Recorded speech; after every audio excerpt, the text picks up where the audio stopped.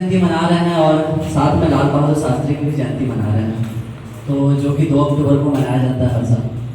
दोनों का आज के दिन जन्म हुआ था।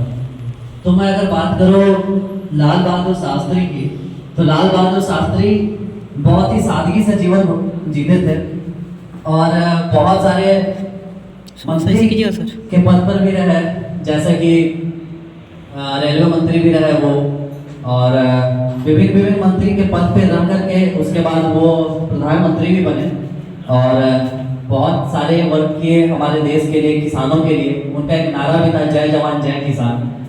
साथ ही में अगर हम लोग बात करें गांधी जी की, तो देश की आज़ादी में गांधी जी और शास्त्री जी दोनों की बहुत बड़ी भूमिका थी।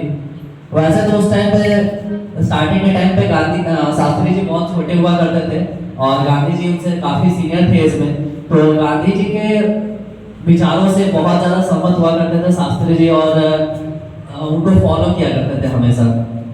तो जब आज़ादी की लड़ाई हो रही थी, देश गुलाम था, तो उसमें गांधी जी बहुत बड़ी भूमिका निभाए और जो कि राष्ट्रपिता भी कहलाए। वैसे तो बहुत सारे लोग थे आज़ादी की लड़ाई में, बट इनका जो सबसे बड़ा पॉपुलरिटी था इसलिए हुआ था क्योंकि इन्होंने अहिंसा का मार्ग अपनाया था।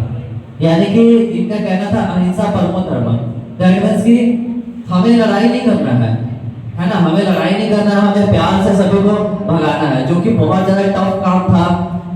अगर जैसे एग्जाम्पल के लिए अगर हम लोग बात करें कि आपका कोई ज़मीन है और ज़मीन पर बाहर वाला कोई आकर के रहने लगता है, तो उसे भगाना बहुत मुश्किल होता है, उसके लिए हम लोग को मारपीट तक करना पड़ जाता है।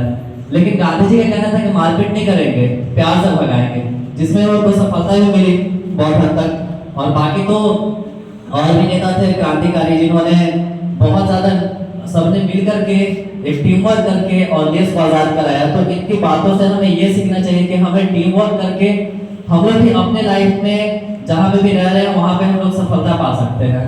बात करें अगर शास्त्री जी की, तो जब ये प्रधानमंत्री बने तो उस टाइम पे भारत और पाकिस्तान से युद्ध हो रहा था 1965 में, और तब एक बहुत बड़ा प्रॉब्लम आया था देश के अंदर। बहुत बड़ा संकट ये था कि खाद्य पदार्थों का, यानी कि खाने की चीज़ों की। तो उस टाइम पर बहुत सारी चीज़ें अमेरिका से हमारे देश में आता था उस टाइम पे। तो अमेरिका वाले का कहना ये था कि आप लड़ाई रोक दो और हम तभी आपको अनाज भेजेंगे। तो शास्त्री जी बोले कि ऐसा तो नहीं होगा, है ना। और जिसमें जंग में सफलता मिली, भारत युद्ध जीता 1965 की जंग में। और उस टाइम पे शास्त्री जी ने कहा कि अगर हम लोग पूरे देशवासी अगर एक दिन का सिर्फ उपवास करते हैं तो हम लोग बहुत ज्यादा अनाज बचा सकते हैं, और जो कि अगले दिन यूटिलाइज हो जाएगा हमारा। तो ऐसे करके उन्होंने देशवासी को, सभी किसान के लिए भी बहुत ज्यादा वर्क किया था, चाहे वो उत्पादन हो या फिर फसल की हो, तो उसमें। और ऐसा करके किसानों को और देशवासियों को एक संकट से निकाला था। और तब उस टाइम पे लाल बहादुर शास्त्री प्रधानमंत्री थे। अच्छा, लाल बहादुर शास्त्री जो थे, इनका पूरा नाम लाल बहादुर था, शास्त्री नहीं था। लेकिन वो जब स्नातक की उनको डिग्री मिली थी तो उस डिग्री का नाम शास्त्री था, और उसके नाम से सभी लोग जानने लगे लाल बहादुर शास्त्री, और तब से ये फेमस हो गए लाल बहादुर शास्त्री के नाम से। और आज भी हम लोग लाल बहादुर शास्त्री के नाम से ही इन्हें जानते हैं, याद करते हैं। और लाइफ में हमें इन दोनों महापुरुषों की बातों को ध्यान देना चाहिए और अपने लाइफ में इनके बातों को यूटिलाइज करना चाहिए, और यूटिलाइज करके हमें आगे बढ़ना चाहिए। जो कि दोनों एक अभी के टाइम पर अगर हम लोग बात करें तो अभी हमारा देश बहुत अच्छे से चल रहा है, बट जब गुलाम हुआ करता था तब तो बहुत टफ था जीना। और तब ये लोग इतने बड़े पॉपुलर हुए और देश में सबसे आगे आए। तो कहीं ना कहीं जब हम लोग अभी तो सब कुछ नॉर्मल चल रहा है, तो अगर हम लोग थोड़ा सा मेहनत करें तो इनसे भी ज्यादा पॉपुलैरिटी हासिल कर सकते हैं। वैसे तो ये इनकी जहाँ पे जगह मिली है वो हमेशा रहेगी, जब तक ये देश रहेगा तब तक इनकी जगह वो रहेगी।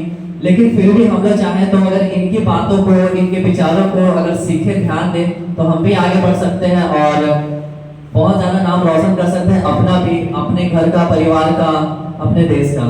तो मैं चाहता हूँ कि सभी लोग गांधी जी जो कि अहिंसा का मार्ग अपनाए थे, अहिंसा परमो धर्मः, और शास्त्री जी, इन दोनों की बातों को ध्यान रखते हुए हम लोग लाइफ में आगे बढ़े और सभी लोग अपने अपने फील्ड में जहाँ पे भी हैं, जहाँ पे भी वर्क करें, यहाँ से पास आउट होने के बाद में, तो सभी लोग अपने फील्ड में सक्सेस हो जाएं और सबका नाम रोशन करें।